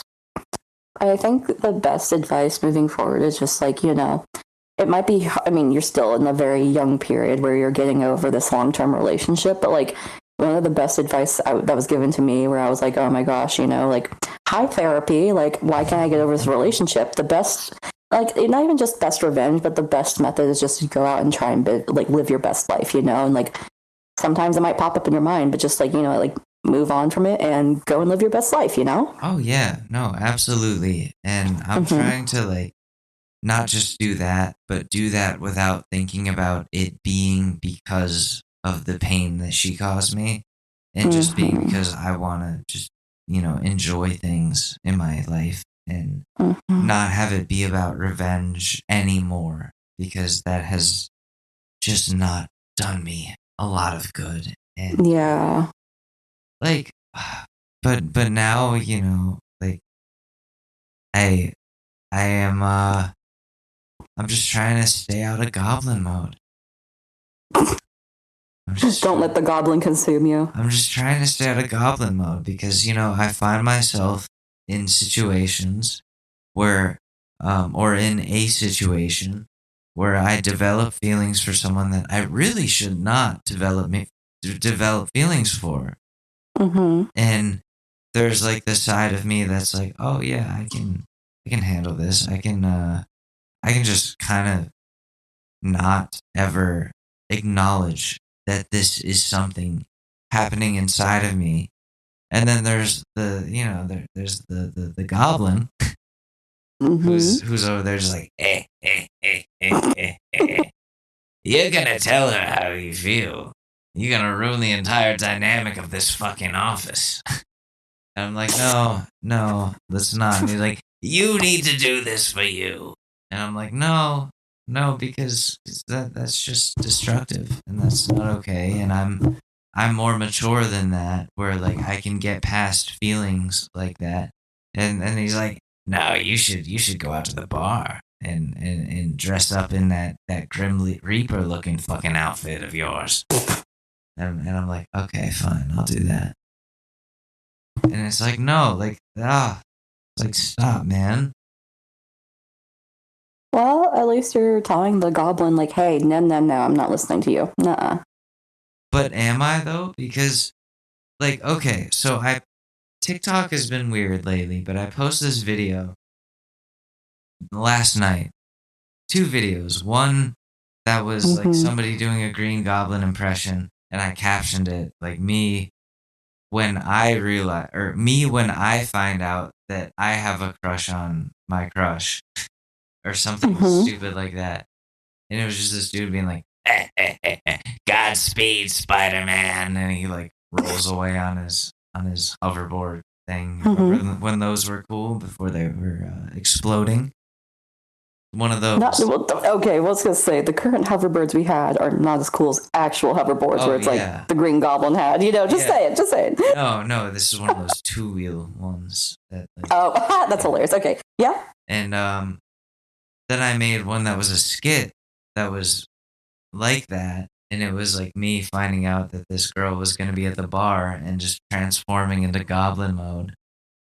And I'm realizing like, fuck, I need to like keep this in check and go to different bars and also find out how do people meet people in this day and age. Like, ooh, I love that topic. Go on. But I don't have anything else after that because really, like, I don't know. Like, I have no idea.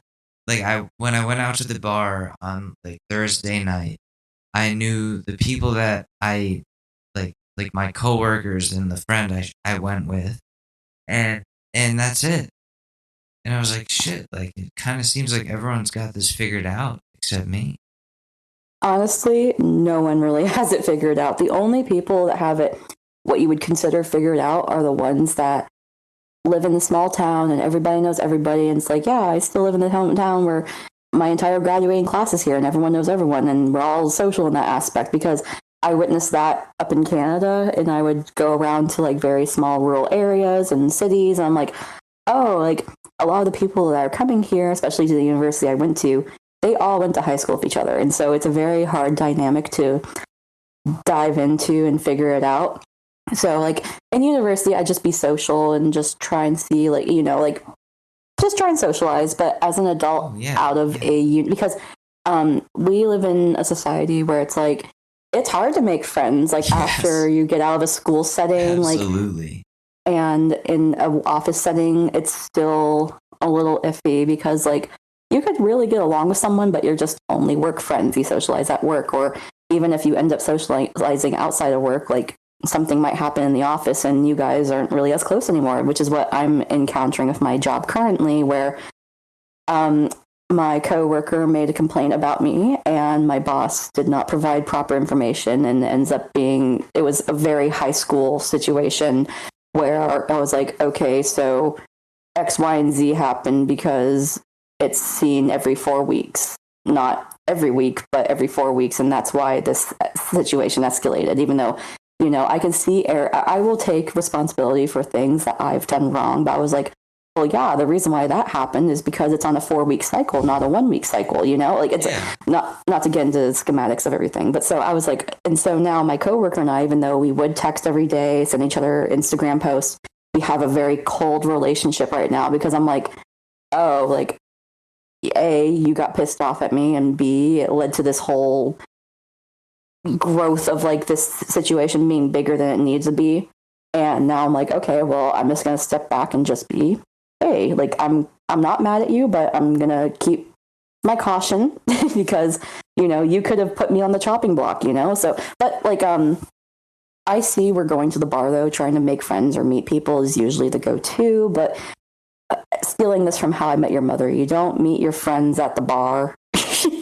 And so it's something where it's like maybe trying a new hobby or a group activity and socializing through that sort of like atmosphere. Because like, like whenever I was back in Nashville, I was doing like pole dancing and aerial arts and Cirque du Soleil shit. And I met an awesome group of people, and we would go out for Taco Tuesday every Tuesday after class, and we would hang out with each other, and it was nice, but we all moved away and we don't socialize. And that's just the way life goes. But at the same time, it's like the ebb and flow where it's like maybe just finding a hobby or something that's like you already know that other people have a group for. And it's like, hey, we do meetups, or trying something new that is outside of your spectrum, like just to try and meet people. It's just, as long as you're open to having people in your life and it's like, hey, I want to socialize, I want to meet you, hello, this is my name, hi, like people will come eventually. And it's fucking hard, especially the older we get. It's fucking hard, but at the same time, like as long as you're not closed off to it and you keep with like an open and positive mind, it'll come, it'll happen. Yeah, I hope so. And it was so much easier in college because I was going into that with a mindset of like, okay, we're all here. We're all in the same exact situation right now, and just trying to like make connections. And like that made it so much easier to make friends, to like meet women, to do whatever.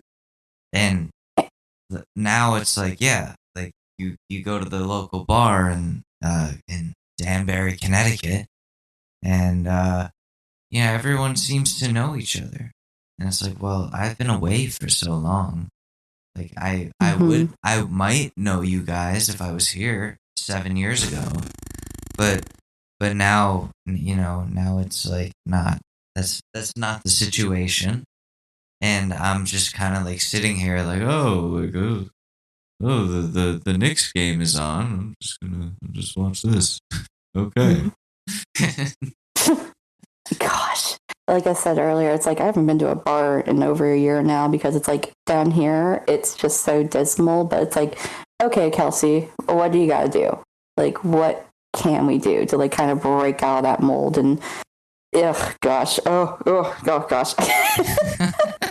I was about to go down a rabbit hole, but there was this one particular occurrence I had where in the South, I don't know if it's a nationwide thing, but everywhere I've lived in the South, people have heard of this game called Bunko, and it's an old lady dice game, and you have a pool of money, and whoever wins the most this, the most that, the this and that, like wins the money of the night, right? It's like gentrified dice, honestly, but with like hors d'oeuvres and wine. And so my mom, she joined a group and I joined with her because I would drive her around, and it's at nighttime. So like I'm the designated driver, right? And so we were a part of this group, and it was great for a while. And there was this young girl that she joined too because her mother-in-law also was part of the group, and she just moved down there. And her and I, we still socialize. She's cool, but like again, sometimes some personalities just don't match, and it became a very high school atmosphere very quickly. Oh no.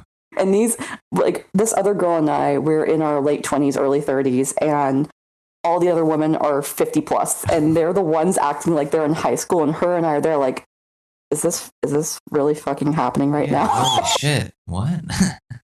It was weird. But so like, even then, I still gained an acquaintance out of that, but like that whole group dissolved and everything. So like, sometimes you gotta try and things will fail, but hey, at least I met one person out of it. It's weird. It's really, really weird. But you're a year younger than me, but at the same time, it's like, I think you'll eventually enter the phase where like, okay, the bar is not the place to meet people. Where else can I expand? Like, because do you still do music? I do. That was kind of like one of the jokes I made in this Goblin mode video last night. Was like when I turned to Goblin mode, like the person I played who was like talking to me in Goblin mode, he was like, "What are you doing?" And it cuts to me sitting at my laptop, like, "I'm working on that album that I said I was working on. That way, I have something artsy to talk about with these girls." And he was like, "No, no, stop." And like, I guess that's just a commentary on like I can't force myself to like put out music. And like I have some stuff like cataloged just stored on my computer that's done and ready to go. But anything more, I'll sit here where I am right now and try to like put something together. And it's like this sounds like shit. This sounds horrible. It's so self-critical. But it's also like I know what my sound is, and this is not it, and I don't know how to find that again, or like not replicate, but bring that back. And like it would be fine if the sound was different and it was good, but I've just been away for so long from music that things are just sloppy right now. And it's a trial and error thing where maybe just try, like, I don't know, maybe being active with it, where like you're trying something new and it's like, well, that's not my sound, but I like what I'm doing even though it's not my sound. I think it's a great metaphor for just everything that I've been going through, where it's like I lost just everything that I thought was something, Mm-hmm. and now I have to like rediscover what actually is. And now I'm like doing that not just professionally, but like musically, where like I come back to it, I'm like, okay, this doesn't sound right, or this doesn't sound right. And I'm like starting from scratch in this messed up way. And even down to a personal aspect too. Yeah. Because like again, you were someone in very developmental years of your life where it's like, well, now I'm out in the world as my own. Who am I? Yes, exactly. And like like too much of who that person was like a package deal with the other person. And now that person is gone and I'm like, oh, uh-oh. Like now I kind of have to like figure this out just completely on my own, and I haven't done that for a long time. Like everything was a joint decision for a while. And now it's just me. Like if something's going on with my cat, like I don't consult her. Like my ex, it's me. You're the daddy. I'm dad. I'm the dad that stepped up. Well, you're making the first steps, and you're kind of like a baby deer out in the world where it's like, well, gotta find my own. Yeah, 26-year-old baby deer. The 20s are our selfish years for a reason, like for discovery, for trying things we never thought we'd try. It's, as you're still being a productive member of society, and even though some days it might seem like it's hard, you're actually being productive. And we always gotta kind of like bring it back and say, hey, I did something today. Even if I just went on a walk around the block or went to 7-Eleven and got a soda, I did something, like just it's a day at a time process. Yeah, no, exactly. And I just like what's interesting about this, I don't know, these last couple of weeks, where like I told you about like developing a feelings for someone I shouldn't have developed feelings for. Like I won't go into that further, but around that time, I just like I stopped seeking out like dates or going out with someone, or just like going on Tinder and swiping, or like reaching out to people. Like I'm just kind of like in this place where I'm like, okay, I don't really care about that anymore. Like I don't feel like I need it as much, which is a good sign. Mm-hmm. But then at the same time, fuck, why do I have a crush on this person? And like, how do I Hormones. Sorry. eradicate that from my brain and just like move on? But God, she's very cute. Shut up, Alex. Great personality. Well, yeah, yes. Good. Just had to clarify. Yes. Well, it's only natural. It's only natural, but due to your current situation, it's like this is something like unless you were to leave that current situation and it's like, hey, what's up? Then maybe. But right now, I do agree in the sense it's not bad to have those feelings, but like in the current position you're in, it's like, yeah, we got to keep this balance. Oh, you know, yeah, where it's like, especially yeah, with, like the things that have like with the like me now in my current professional now position. Yeah, no, God no. mm-hmm. Fuck. At least. Why am I? No, stop, Alex. But like, Well, can I? Go ahead. I mean, just like I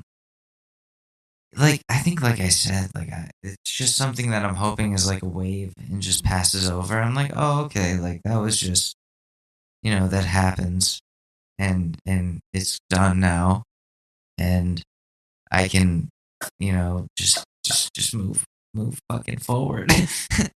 You got this. Keep moving forward, but not to change the conversation topic, but at the same time, speaking about something similar. So I messaged Alex earlier about a crazy situation that happened to me this past weekend.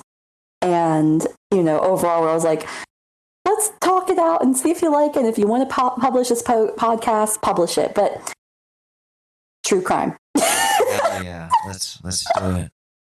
Kind of true crime adjacent. I don't know how to exactly start this topic, but so I think first and foremost is that to the families and loved ones that this particular case has affected, we send our condolences and sympathies. We're not over here trying to exploit the situation, but also this is something that I encountered personally. And then in the long run, I had, a question pop up in my head where I'm like, oh my gosh, like, why don't we do this? But so also at the same time, names are not being exploited. Not too many details are being exploited or explained. It's just, this is the layout of what I encountered. So back in 2018, just moved to Nashville. I got my first job with a startup company. It was a woman and her father that apparently had the startup company. And, it completely failed super fast. I honestly think after 4 months of setting up this company, we completely collapsed in a week after we launched, right? Like it was super fast. And I was actually even shorted $140 on my last paycheck, but I digress. Holy because, but this woman that was my boss, Alex, think of a generic white woman name for me. Karen, love it. So Karen and I, we've been Facebook friends over the past few years, and I notice a few posts every now and then if I got on Facebook where it's like, it didn't seem like she was very well on her luck, but this past Sunday, I opened up Facebook and the first post I saw was from Karen, but it was saying, oh, this is a friend of Karen. Karen is having issues with the Department of Corrections. Oh. And if you want to write her or call her, here's this information. Oh my God. I was like, what the fuck, because the last time I saw Karen, like she was in a graduate program. She's running a startup company. Like, just, I was in her house. I met this woman. I met her family and what have you. Not the father that, but sorry, the point. But so, so here's the thing. So apparently I look at the comments and someone else popped off saying Karen committed a double homicide. She does not deserve sympathy from anyone. And so, oh no! A little Google search. I found the inmate number and I found Karen's jail county records, and she's been arrested a few times. And I was like, oh, okay. But then I did a little bit more Googling. So this is all public record, but I don't want to emphasize on the fact of like, look at this crazy shit that happened. But like, so back in 2011, Karen and her boyfriend at the time committed a double homicide because they broke into a couple's house, murdered them point blank, and robbed them. Holy shit. Yeah, and this was my boss in 2018, which I had no clue, no idea about. She did that, and then she went on to be your boss. Yes, and so so the thing was that this is all hearsay. This is why I saw comments on Facebook where it's like, it was her gun, she concealed it, she ran, she's been on the lam, like, and I was like, this woman was my boss, and like, here I am meeting her, like, so also this thing that happened in 2011 was a cold case for a decade until she got arrested a year ago. And the person, and that this all happened in Florida, not surprising, but it happened in Florida because she did tell me, like when I met her, I was like, she was like, yeah, I'm from Florida originally, but I decided to move to Tennessee because I wanted to change a pace and a better job opportunity. But I'm like, totally. Like, yeah, like I never really thought anything of it at the time. You know, I was younger and naive. And so like, you know, like, again, sympathy and condolences to the families that have been affected by this. And also at the same time, even though this woman is in prison and waiting conviction, people are innocent until proven guilty. But I'm just trying to cross my T's, dot my I's. And it's not me just kind of gossiping at the same time. It's the fact that I was in this woman's house 5 years after the fact, and she's off living her life like nothing ever happened. Like the live, laugh, love signs. Change of pace. Yeah, like the live, laugh, love signs in her house, the Christian signs, and also there was quite the pseudo Christianity where she's like, yeah, if there's someone I don't like or I even question them, I cut them off because I protect my children. And also in this job, this woman ran a background check on me, and I'm like, the irony, right? You know, and but so whenever I saw this information presented to me last Sunday, so a week ago, I was like, what? First of all, for an hour, I was like, what the fuck? Oh my gosh, what the fuck? What the fuck? What the fuck? You know, I was in the house of someone that apparently killed 2 people. And I'm not laughing. This is a reaction where I'm like, what the fuck do I say this? But so the thing is that I was like, she ran a background check on me too. Like the irony. But I was like, well, what are employees' rights? You know, like, and I did some Googling where it's like, can you run a background check on your employer? And nothing ever comes up for it. Aside from how can an employer run a background check on an employee or employees' rights? The basis, what I've found in America is that no discrimination, no sexual harassment, no racism, and no ageism. The ageism's new apparently, which I'm like, oh, wow, that's surprising, but that's good because being too ageist is kind of messed up, you know? But like, at the same time, I was like, well, what if you were to... Murder? Huh? What about murder? Exactly. So I'm like, well, should there not be an expansion of employees' rights where it's like, hey, it's like, and I'm not trying to like scrutinize startups or small businesses, but at the same time, if people are coming to these businesses like, yes, I want to work for you, you want to hire me, you did a background check on me, can I do a background check on you? Like, can we start opening the conversation of like, I apparently worked for a murderer. Oh my God. You know, and I was like, well, how can I be more safe moving forward in the future? What can I, like, it's a weird and a very taboo conversation, but this is my personal experience where I'm like, well, what are my rights? You know, like do you know any sort of like any further explanation of employees' rights, or what are your thoughts on this? Because I was over here like, what the fuck for quite some time. I'm still over here like, what the fuck, man? Like they need a video on that. It's like, so you think your boss is a murderer? Here are the steps that you take. Geez, like, well, I can say that it's definitely like, don't blame yourself for not knowing. Like, no one could ever think that like someone in that position would get away with some shit like that. Like, holy wow. I've often wondered, like, walking through like New York City, how many people I bump into that like just randomly that have maybe killed someone. Apparently, you're supposed to walk across 36 murders in your lifetime. That's it? Just my one. I was like, oh my gosh, that's horrendous. Like, I feel like in a big city like New York, like it's so densely populated, there'd be a lot more killers out there. And like I would get so like in my head about that, like, oh my god, like there's so many people around me. What are all their backgrounds? Like, what have they done? Like, who are these people? With New York, though, is that in our current day and age with technology and cell phones and cameras everywhere, like I do think due to social pressure, it's lower, where it's like you don't want to be scrutinized in public in that sort of sense, right? Or like because it's. I will agree in the sense that like I do think it's harder than what it used to be back in the day before technology, but at the same time, it's like you never know. Like yeah, exactly. Like this woman was living a whole pseudo Christian life where it's like I'm a family person and this and that, and I'm running a business and I'm in graduate school, and I'm like, you were 5 years on the lam at that point, like holy shit. And so like. But, you know, I again, opened the question of like, oh, like, you know, whenever you're in that position, I presented this to my father that is a very knowledgeable man. He was like, well, they have to consent to it, just like how you would consent to a background check whenever you're going to a job. I'm like, well, maybe this wouldn't be this particular like situation whenever it comes to a big corporation or a big company where it's like everyone's had a background check. But whenever it comes to small businesses and startups, it's like, should that be more of a present option where it's like, hey, okay, I want to work for you, but this for my security and my safety, I need your consent for a background check to ensure that like you're not just some con man or some person that I should not be affiliated with. You know what I mean? That's only fair.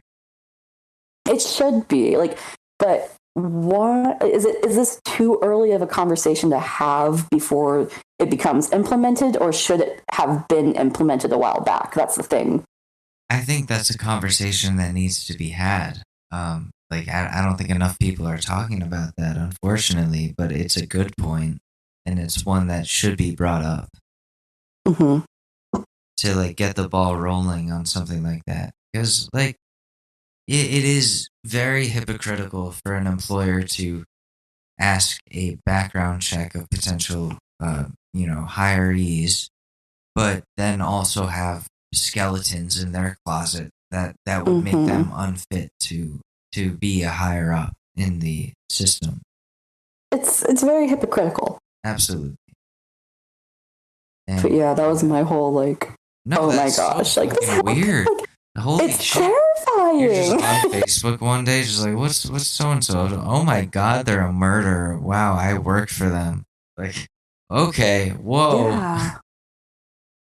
And it's like, it's. I don't know why this one shook me so closely, but it's because I think I met their kids, I met their boyfriend, and I was in their house while working. Yeah, you were in their house. They had this whole presentation of like, I'm this godly woman, you know, like, and what was it? It's like, I was telling my boyfriend about it earlier. He was like, yeah, of course, they're going to try and blend in more, you know, like they're going to try and be like, yeah, no, I'm like this person in this community and kind of drive home the fact about it. And I was like, yeah. Jeez, but every time you hop into a house like that, like, do you ever want to question, like, well, like... Well, it's overcompensation. Why does Mark Wahlberg wake up at 3 a.m. every day to pray to God? Guilt. Oh, my gosh. For beating up that Vietnamese man. What? Yeah. The 80s were tough for that guy. Jeez Louise. Yeah, he was like mad about the war or something, and it was like some random dude. He was like, "Hey, oh, that's fucked up. I didn't forget about the war." He just pounded him, and now he's like, "Yeah, I'm a man of God. I don't talk about that. You know that I've prayed that away." It's like, all right, Mark. Or what else he may have done? Oh gosh, that's our third cease and desist letter. Oh God, yeah. Oh gosh, Alex. We're causing problems. Mark Wahlberg just being like, hey, if I knew where the Shore News podcast was located, it wouldn't go down like that. Didn't he say that like about Putin? He was like, if I was in the war with Ukraine and Russia, it wouldn't go down like that. Yeah, then no. What? We gotta send him. We gotta send him. Just Mark Wahlberg to the Kremlin.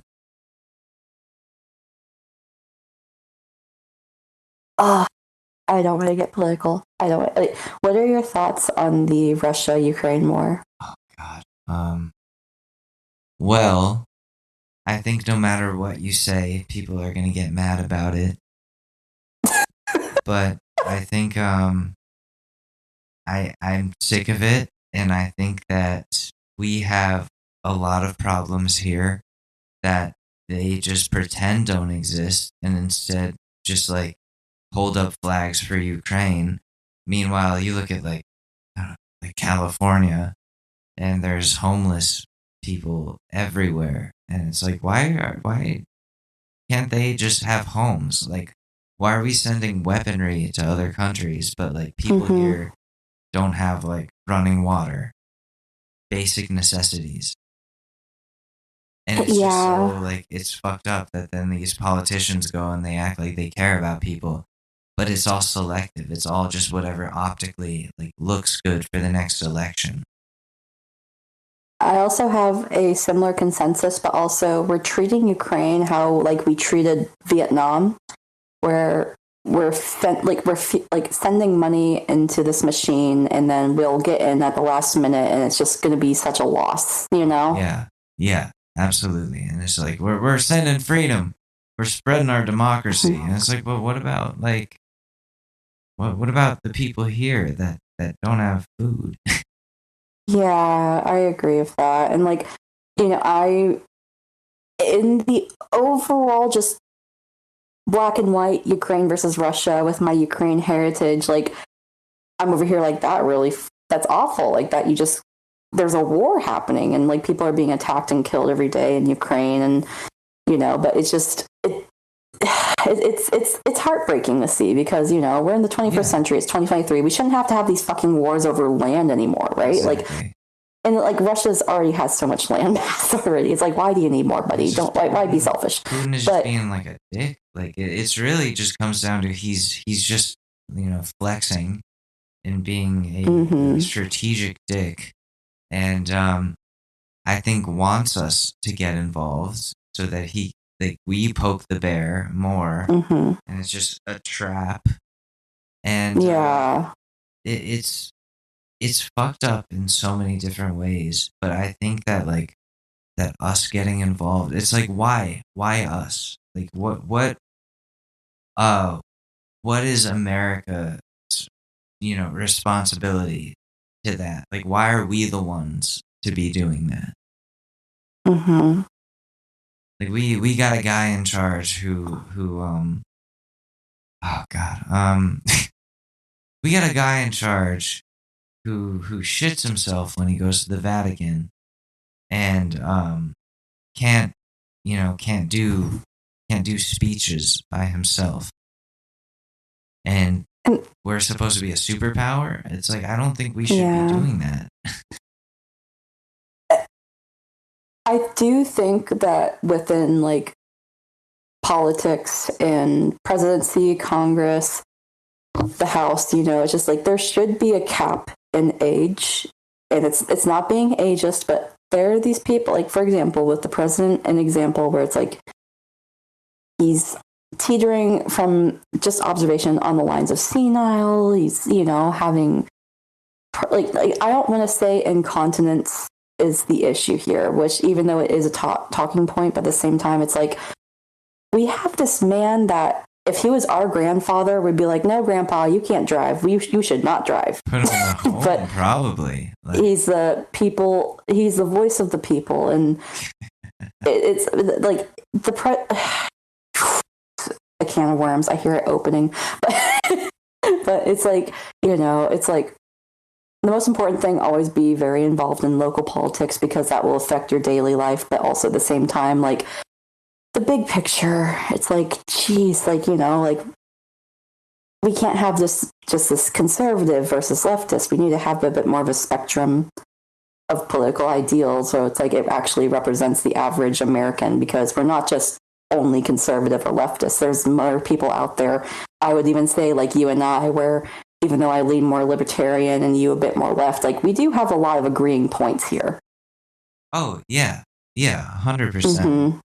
I think that like, since getting out of my relationship where she was like very liberal and like anybody who disagreed at all was just a bad person. Now that I'm away from that and I'm like meeting people from all different backgrounds, I'm like, you know what? We all actually just want the same things in the end. It's just a matter of like where we come from, what we learned along the way, and how can we either agree to disagree or come to sorts of compromises for the greater good of humanity. Yes. But I think there's also contributing factors where it's like there's social media, there's general media, there's the news, where it's like they inflate it, where it's like it's us versus them, and it's like, no, like why are you trying to create this internal conflict, whenever you should kind of come together? Yeah, and I was in that fight for way too long of like just othering people who opposed my viewpoints and being like, then you side with the white supremacists. That means you're a white supremacist. And it's like, well, let's not do that to people, because then you're just alienating people instead of, if you think what they're saying is wrong, like you could try to educate them, but don't be fucking shitty about it.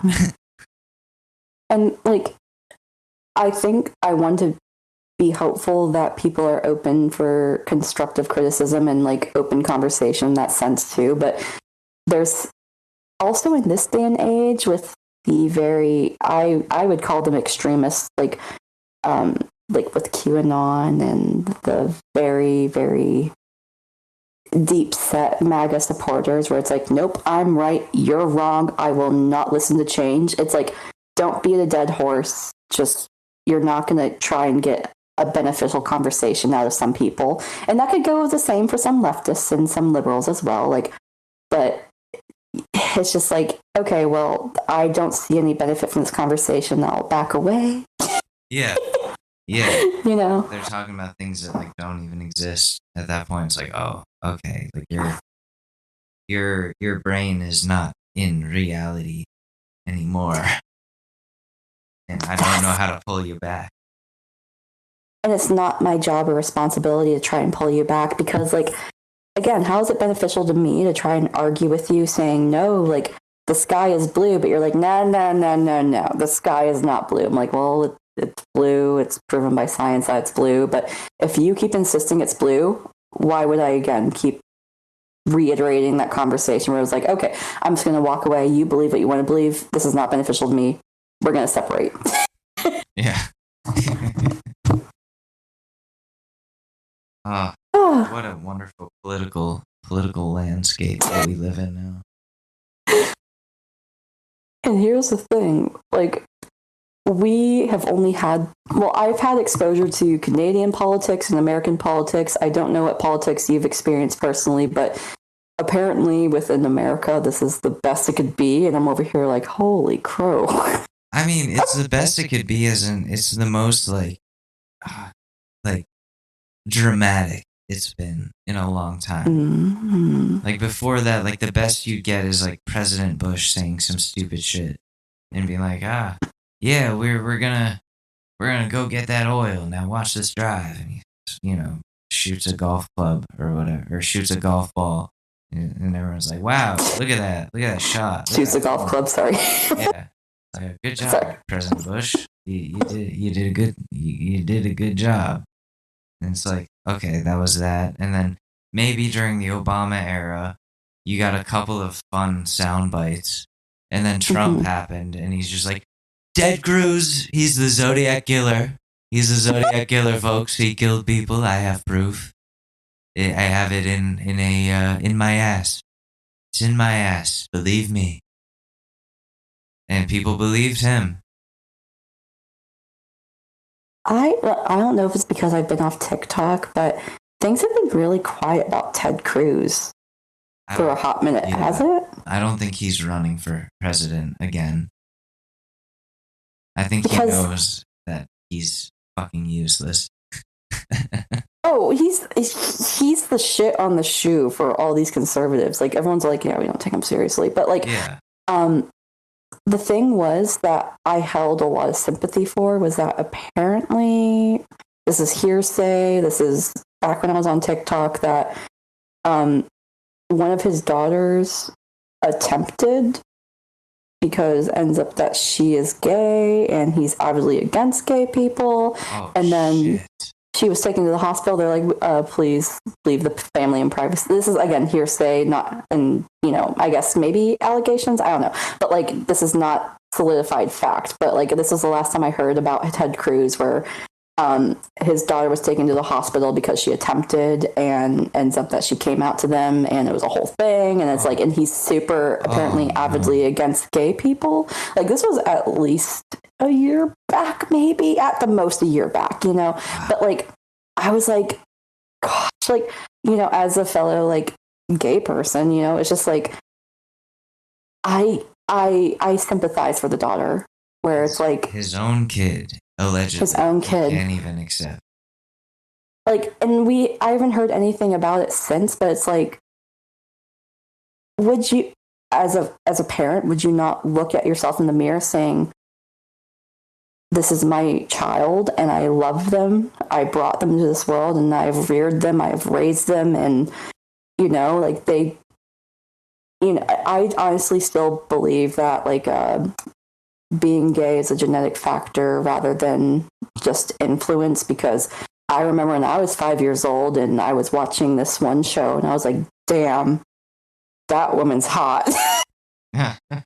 You know, like, welcome to demisexual. But, like, as I've gotten older, for me, my sexuality is, like, more based on the fact of, like, my chemistry for the person, the fact that I can have a conversation, they make me laugh. Like, that's how I find sexual attraction in people. And so it's like, this poor girl that's already in a very confusing stage in her life, especially as a teenager. I do not miss being a teenager. That was the worst time ever. But being Ted Cruz's kid. And in the public limelight, like, oh my gosh, like, it must be terrifying. It must be scary, and you don't know what the outcome's going to be, because, again, I grew up in Texas and conversion camps are still a thing, and I would not put it past Ted Cruz to be like, okay, conversion camp, Jesus, change it. Like, it's like, no, that's abuse. Conversion camps are abuse. He's very fucked up like that. I spent years making fun of this man, and now I don't want to stop, especially hearing that. But I will leave his kid the F out of it for sure, because that's so sad.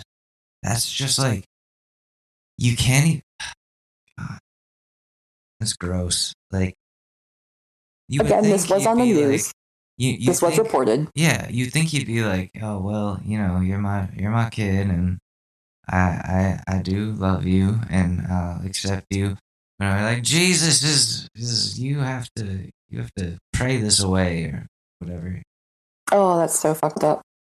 I mean, yeah, he's one of those people who wants someone standing outside of bathrooms checking people's private parts. It's like, all right, let's. I don't get. Okay, yeah. So, again, being in Florida, so, like, when I first moved here, there's a lot more people with, like, F Joe Biden and blah blah blah, like MAGA support flags. And the thing is that, like, ever since Trump has been to court, like, I've seen a lot less of them, but I still hear conversations of people being like, oh, no.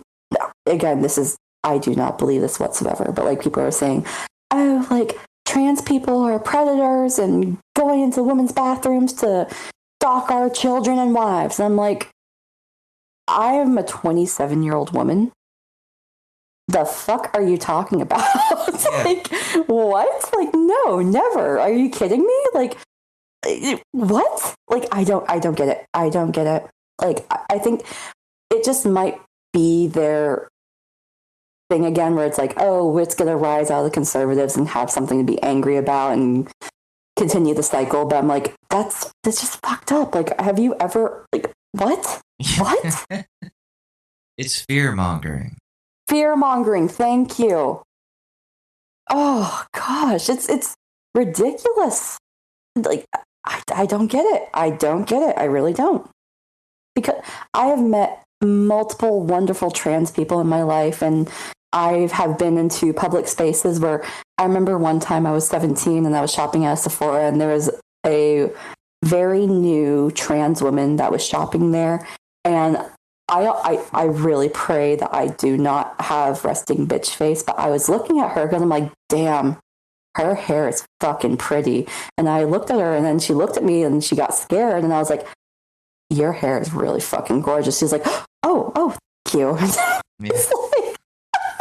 I was like, no problem. I just went on my day because I'm like, damn, her hair was fucking pretty. Like, I've never been bothered. Like, where are these people getting this agenda from? Again, fear mongering, like you said. But I'm just like, what the fuck?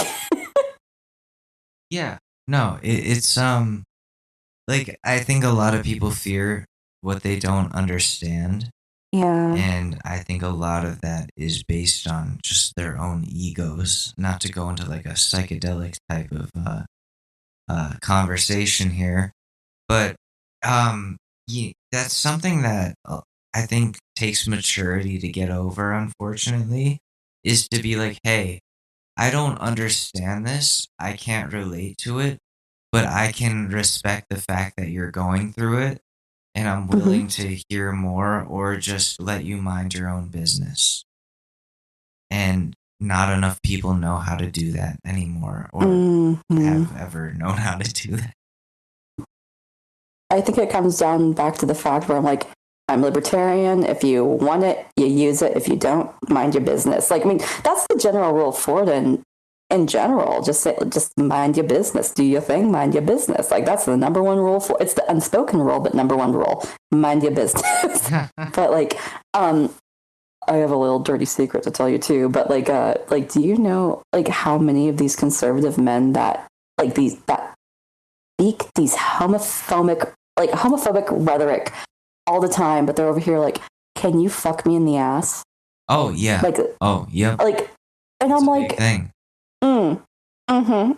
Okay, cool. Like, it was, before I was in my monogamous relationship. At the same time, it's like all these conservative men, like I've met before, because again, I grew up in the South, and they're like very anti-gay, but at the same time, they're like, Alex, where can the people find you at?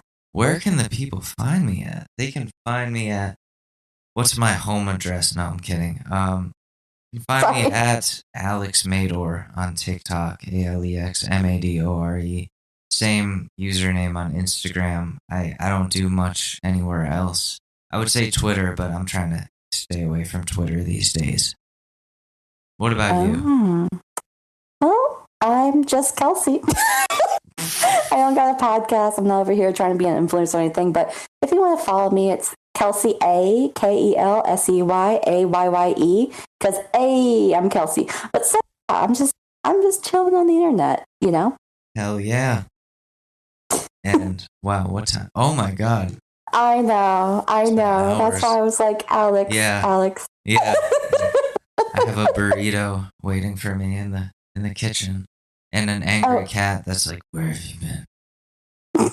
I need to buy the burrito. I'm burrito cat. But no, and also I apologize. My stomach was grumbling during the podcast, and I heard it, and I was like, hopefully the mic didn't pick it up. The mic did not pick it up. Oh, for what we know so far. We'll hear it later and be like, what the fuck? I'll check in post, but I have a noise gate that's pretty good. Yeah. Hell yeah. Okay. But this has been a very lovely catch up. We have to do this again sometime soon, Alex. This has been very lovely. Absolutely. You're stuck with me. I'm down. That's fine. I'm near Robin to your Howard Stern, but we're less problematic somehow. Oh, God. Howard Stern. I'm not even going to try the impression right now. Oh, gosh.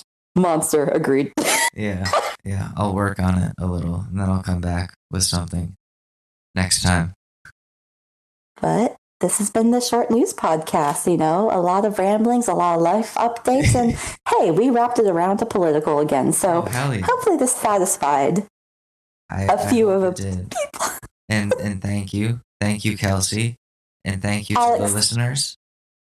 Oh, thank you, the listeners. If you've made it this far, holy crow, thank you. But also, Alex, thank you. You've been very patient and very understanding whenever I was setting up everything. Oh, no worries. I had a lot to dust off here too, and I'm just praying that this came out all right, and I won't be upset in post. But I think it'll work out. We got this, buddy. We're doing the damn thing. Oh yeah, for sure.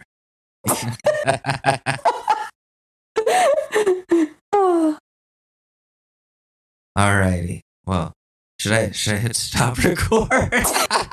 So professional. Hey, what up? How you doing?